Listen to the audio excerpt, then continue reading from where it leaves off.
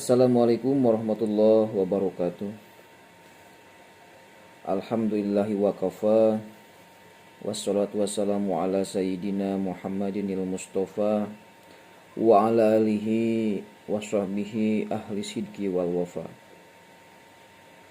Segenap dewan guru yang saya hormati, seluruh peserta didik yang Bapak banggakan, alhamdulillah wa syukru ala ni'amillah. Pada kesempatan ini di hari Jumat yang penuh berkah ini, alhamdulillah kita masih diberikan nikmat sehat, sehingga alhamdulillah kita bisa menjalankan segala aktivitas dengan baik. Di pagi Jumat yang seperti biasa ini kita melaksanakan kerohanian. Adapun tema kerohanian yang akan Bapak sampaikan pada kesempatan ini yaitu masih seputar Al-Quran. Masih seputar Al-Quran, sekarang memasuki jilid keempat, yaitu tentang khasiat atau keutamaan surat Ali Imran. Surat Ali Imran adalah surat yang ketiga setelah surat Al-Fatihah dan surat Al-Baqarah. Surat Ali Imran ada 200 ayat.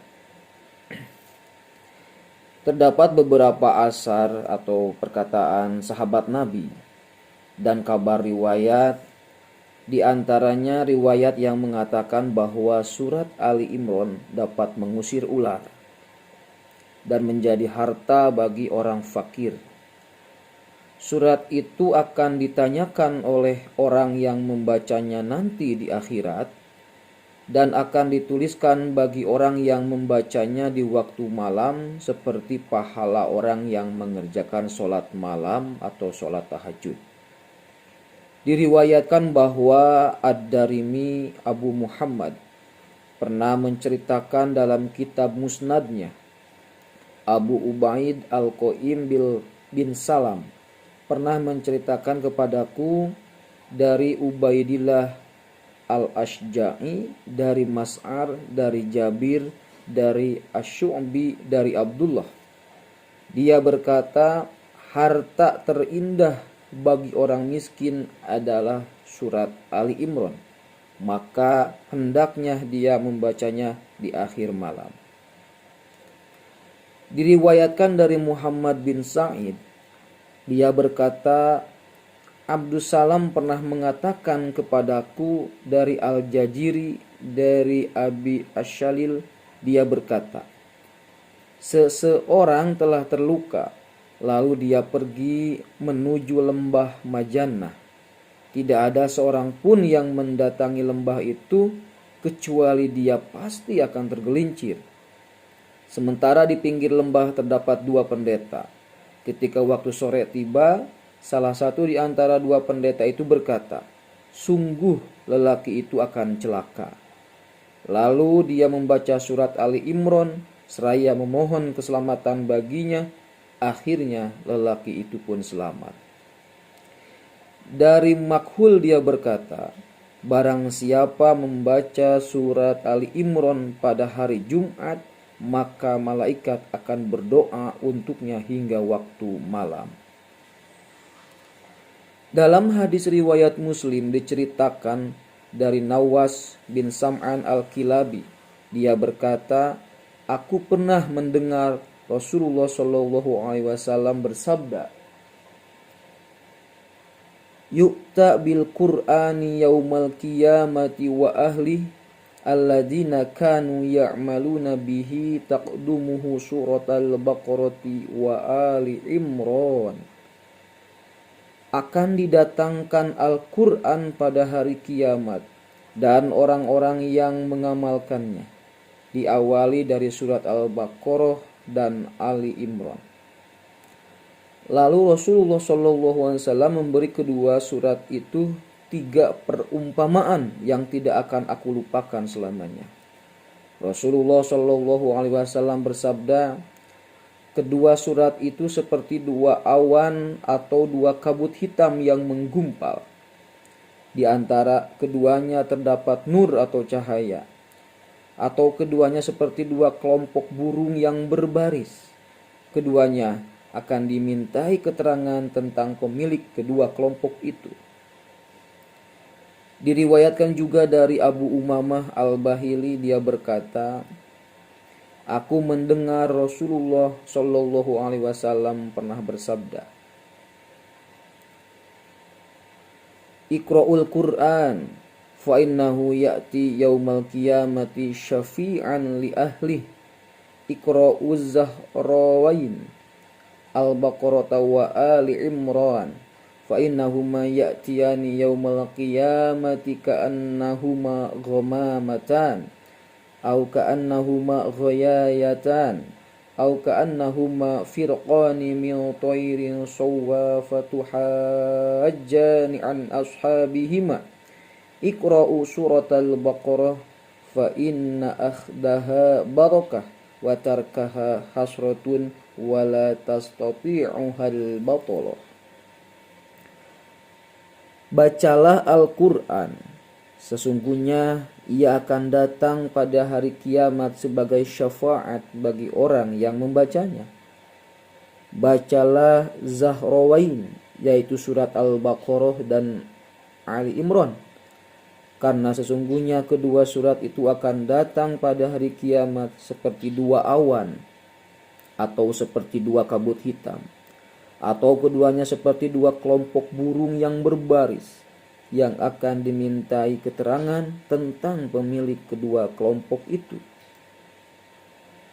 Bacalah surat Al-Baqarah, karena membacanya adalah barokah dan meninggalkannya adalah kerugian. Dan batoloh atau para penyihir pun tidak akan mampu membaca atau mengalahkan kedua surat itu. Muawiyah berkata, telah sampai suatu kabar kepadaku bahwa maksud kata batoloh dalam hadis tersebut adalah para penyihir.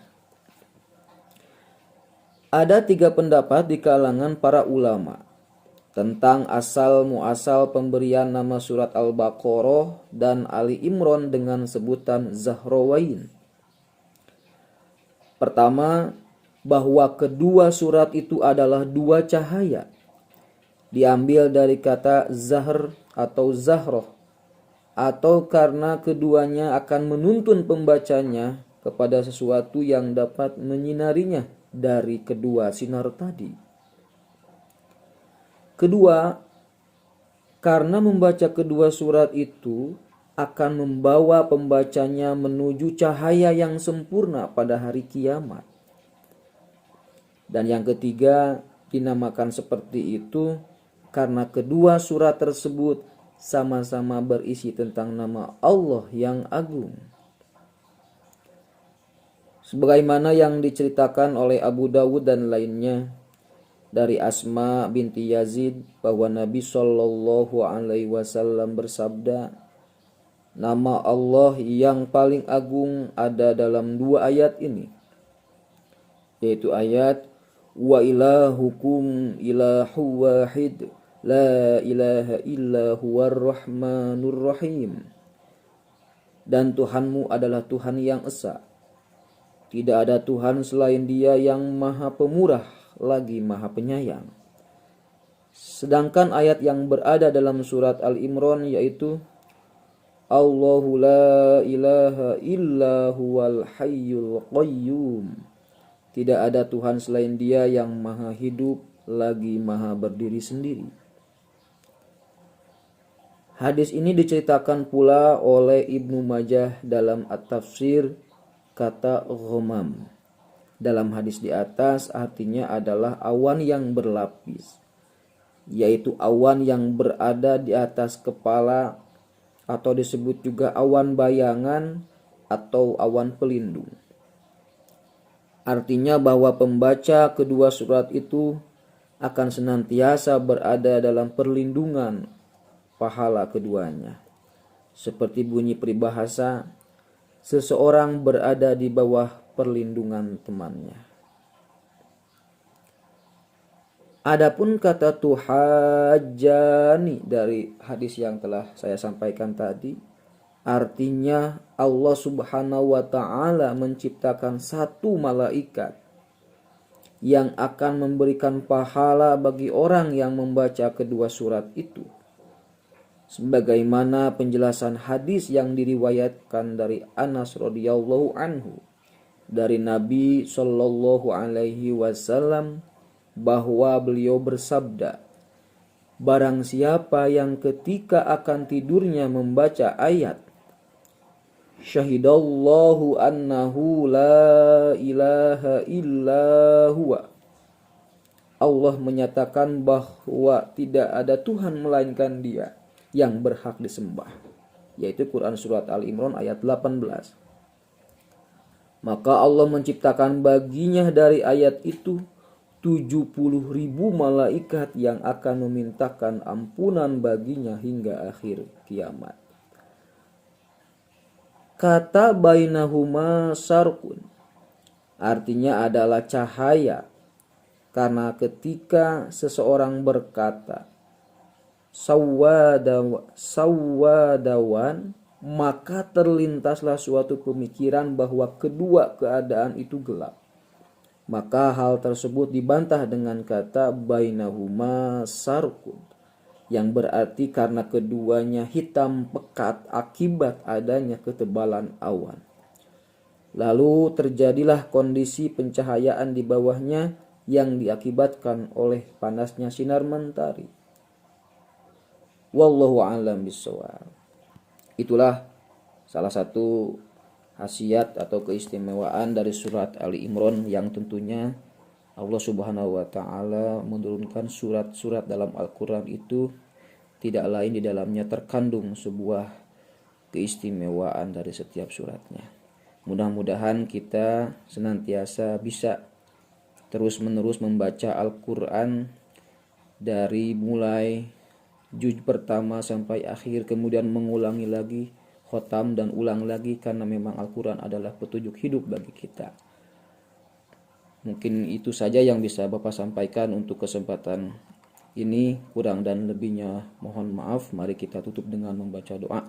Allahumma sholli ala sayyidina wa habibina wa syafiina wa karimina wa maulana Muhammad wa sallim wa tabaraka wa ta'ala kulli sahabati rasulillahi ajmain. Amin ya Allah ya rabbal alamin. Hamdan syakirin, hamdan na'imin, hamdan yuwafi ni'amah wa yukafi mazidah.